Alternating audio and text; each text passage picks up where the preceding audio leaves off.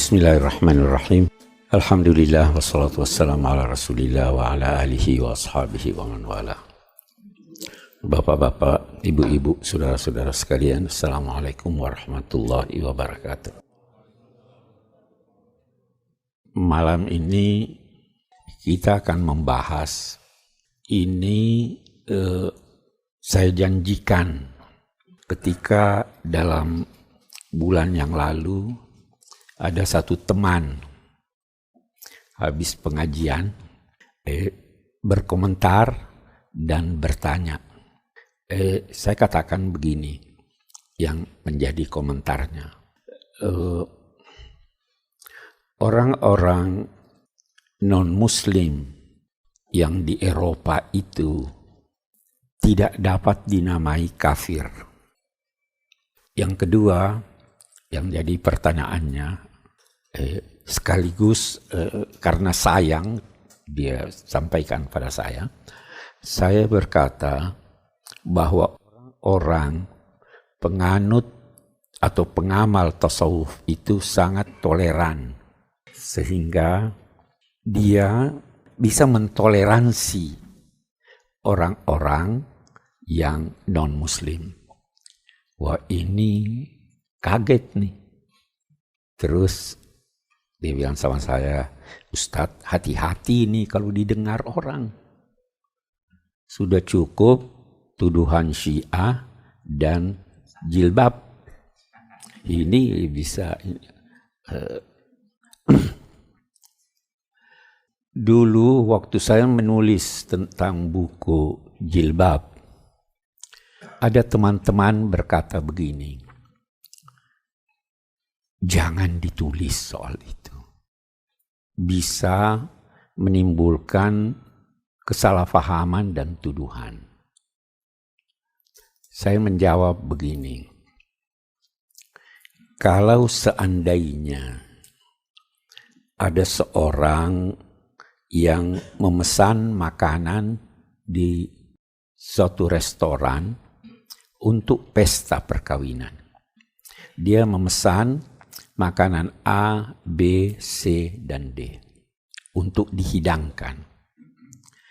Oleh pemilik restoran berpikir, kalau saya hidangkan, katakanlah kopi, ada orang yang sakit jantung, tidak usah dihidangkan. Bagaimana menurut saudara? Apakah orang ini benar atau salah? Pemilik restoran ini benar atau salah? Tidak ada yang bisa jawab. Benar. Kalau saya berpendapat salah. Apa yang diminta untuk dihidangkan, hendaknya dihidangkan. Itu permintaan ini. Atau diganti, tidak usah kopi, kasih air jeruk saja, lebih aman. Tidak bisa. Al-Quran itu hidangan Tuhan. Al-Quran ma'dubatullah.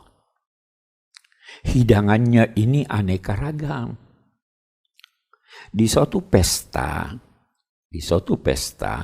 hidangan yang begitu banyak, dipersilahkan orang memilih yang mana yang kamu pilih. Yang sakit jantung gak usah makan, gak usah minum kopinya. Tapi kan ada orang yang mau minum kopi. Makna-makna yang dapat ditarik dari Al-Quran itu bermacam-macam. Ada orang yang membutuhkan, yang ingin makan sesuatu. Kalau tuan rumahnya itu kaya, dia akan menghidangkan apa yang diinginkan oleh tamunya. Iya. Al-Quran begitu.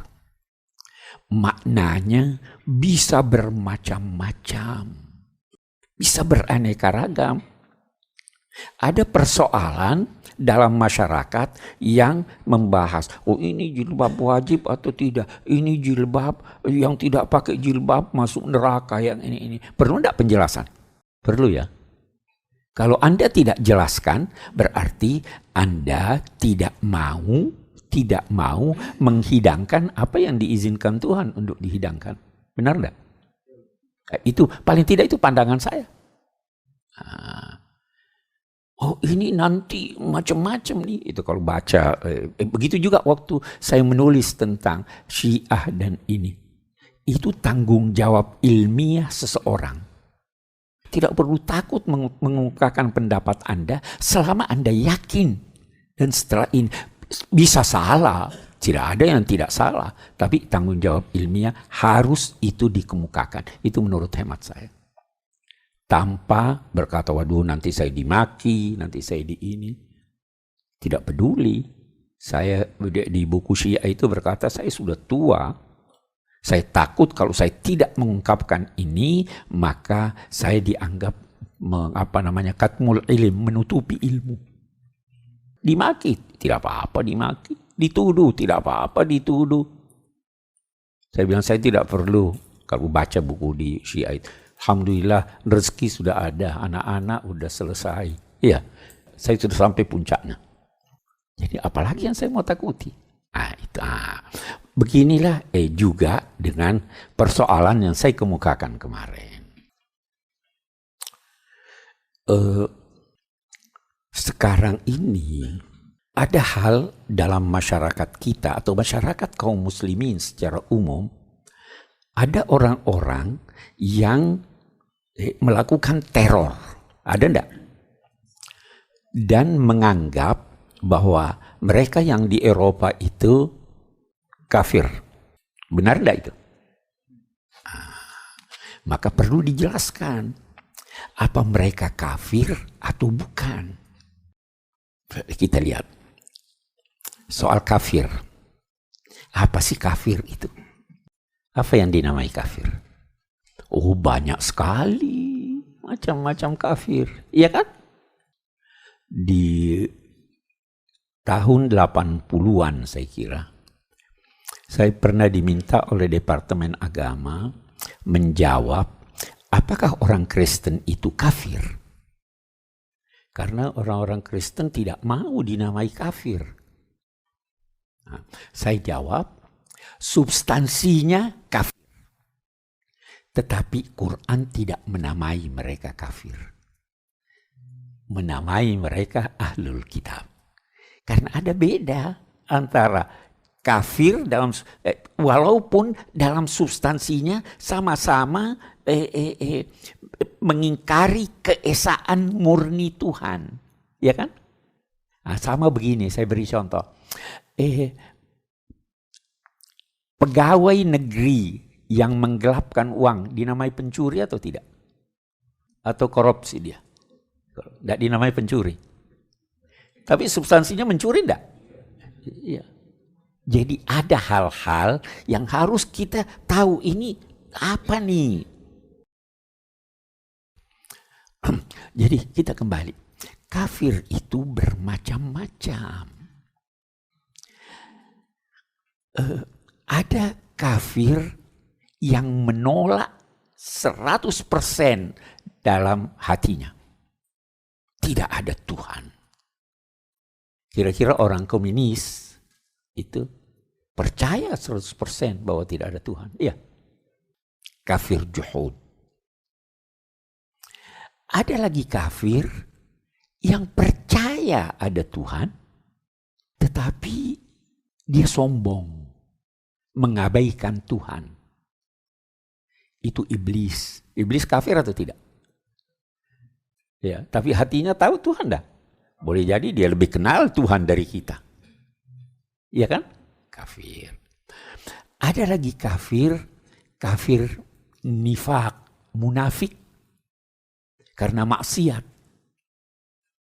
Kita tidak katakan dia masuk neraka pasti melalui kitab suci.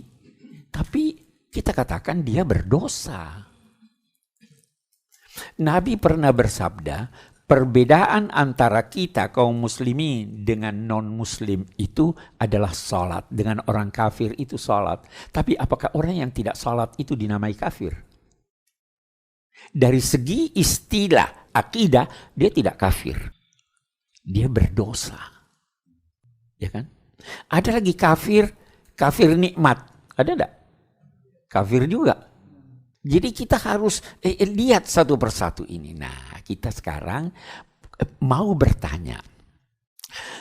Orang yang kita nilai kafir dalam pandangan akidah itu adalah yang tidak beriman tentang keesaan Allah Subhanahu wa taala. Oke? Yang menolak keesaan Allah Subhanahu wa taala itu kafir dari segi akidah. Nah, kita bertanya lagi. Apakah yang ditolak itu sesuatu yang Anda tolak itu yang Anda tidak tahu, atau yang Anda telah tahu kemudian Anda tolak? Tahu dulu baru ditolak, ya. Nah, jadi kalau tidak tahu, tidak bisa menolak. Fa'lam annahu la ilaha illallah. Ketahuilah bahwa tidak ada Tuhan selain Allah. Ketahuilah. Kita lihat. Tugas Nabi Shallallahu Alaihi Wasallam itu menyampaikan, ya toh, litunzira qauman ma unzira aba'uhum fahum ghafilun. Lengah dia karena tidak ada yang beritahu, ya enggak? Liunzirakum bihi wa man balak, untuk menyampaikan kepada kamu berita yang menggentarkan kamu dan orang-orang yang sudah sampai kepadanya berita ini. Jadi kalau belum sampai bagaimana? Anda sudah bisa hukum bahwa dia kafir? Orang tidak tahu kok. Saya akan bacakan beberapa di sini.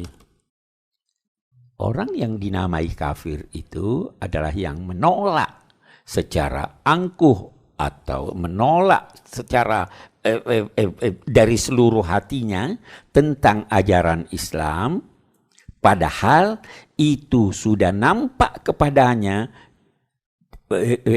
kebenaran ajaran itu yang bisa menjadikan dia puas dengannya.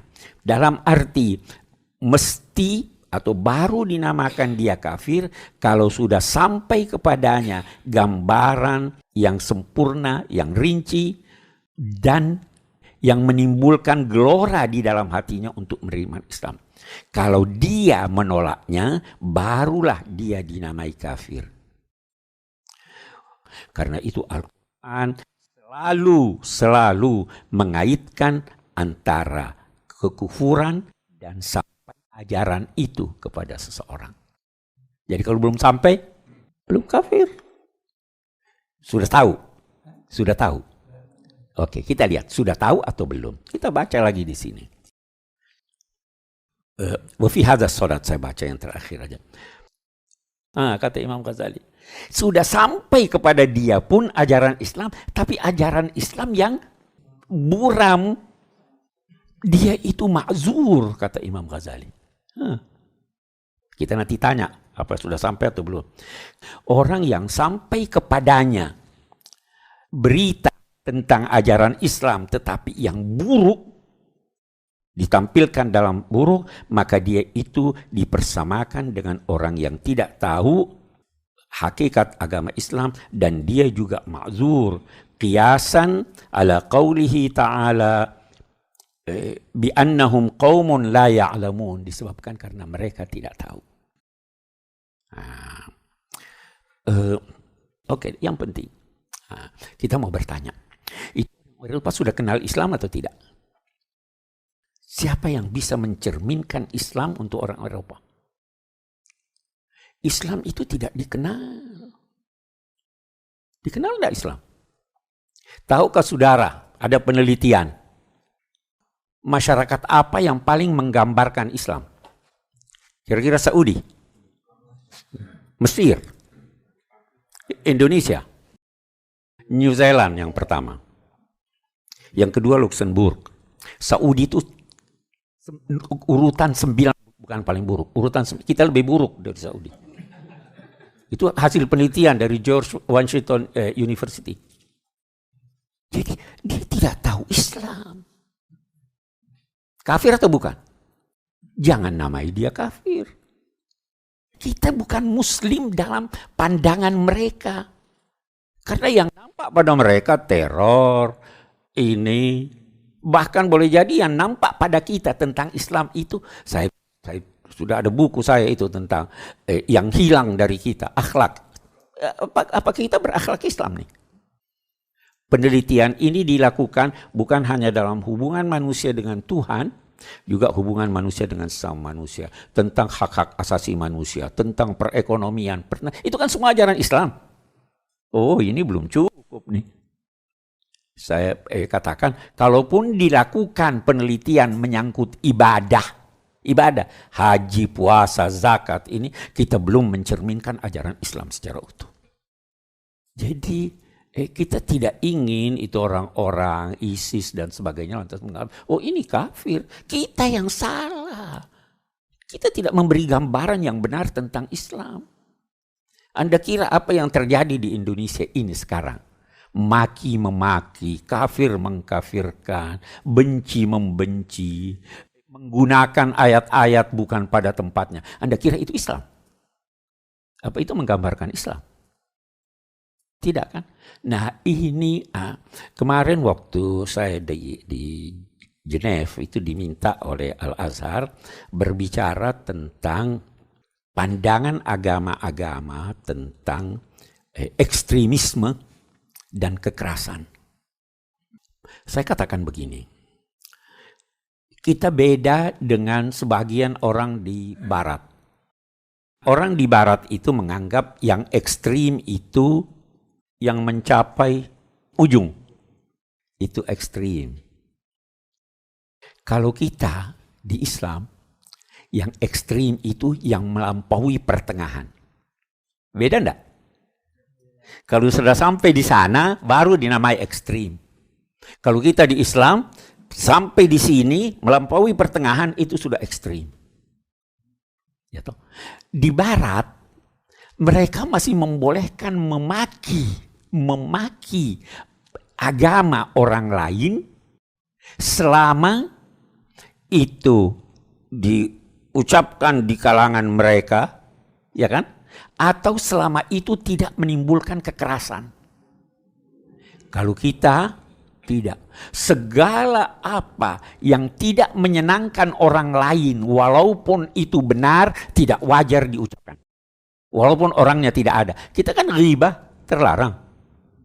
Jadi kita sudah beda. Kekerasan. Kita itu tidak senang kekerasan. Ada yang beranggapan Islam membolehkan membunuh, membolehkan mencambuk yang berzina kan. Itu kekerasan, gambaran dari kekerasan. Kita bilang tidak dong. Setiap orang, manusia itu semua bisa salah. Ya enggak? Semua bisa berdosa. Tetapi Islam menganggap dosa yang paling besar itu adalah mengingkari wujud Tuhan. Ya enggak? Tetapi Islam tidak menetapkan suatu hukuman bagi yang tidak percaya pada Tuhan. Ada enggak hukumannya yang tidak percaya pada Tuhan? Nanti pun kita tidak tahu, itu urusan Tuhan. Ya enggak? Kalau ada hukuman yang ditetapkan agama Islam, katakanlah untuk pembunuhan, untuk perzinahan, maka itu tidak serta-merta dijatuhi hukuman. Kan tidak serta-merta, harus ada pembuktian. Terbukti tidak dia membunuh? Terbukti tidak dia berzina? Sebagian dari tuntutan pembuktian itu sulit ditemukan. Orang berzina, dari satu sisi dia larang berzina, tapi di sisi lain dia larang orang lihat kemungkaran. Iya kan? Jadi bagaimana bisa? Dari satu sisi dia katakan, kalau kamu menuduh orang berzina, harus ada 3 orang lain bersama kamu yang melihat itu pedang masuk di sarungnya. Ya, bagaimana bisa dibuktikan ini? Jadi hukuman atau kekerasan yang ada, yang diduga dari hukum-hukum Islam itu sebenarnya ditinjau dari 2 sisi. Sisi pertama, sisi yang melakukannya. Sisi yang kedua, sisi masyarakat. Karena itu kalau ada orang mencuri, lantas yang punya uang, punya barang memaafkan, tidak dihukum. Nanti kalau diadukan ke pengadilan, polisi baru dituntut. Karena di situ ada hak masyarakat. Jadi kita tidak mengenal kekerasan. Sekian banyak orang yang melakukan pelanggaran hukum, berzina, datang pada Nabi melapor, Nabi pura-pura tidak tahu. Ini orang udah tobat. Orang diberi hak untuk bertobat. Ini Islam. Ini kan yang tidak ditahu oleh orang Eropa nih. Jadi kita kembali bahwa Islam ini tidak dikenal. Misunderstood religion. Salah pahami Islam. Nah, itu sebabnya saya sebelum menguraikan itu, saya konsultasi dengan Syekh Asad. Dia bilang, betul, kamu betul. Sampaikan itu tentang Islam. Islam disalahfahami orang. Yang difahami oleh orang di barat, teror, paksa ini. Bukan kafir dong. Mereka itu termasuk ahlul fatrah. Belum sampai kepadanya ajaran Islam. Terserah Tuhan bagaimana nanti. Oke.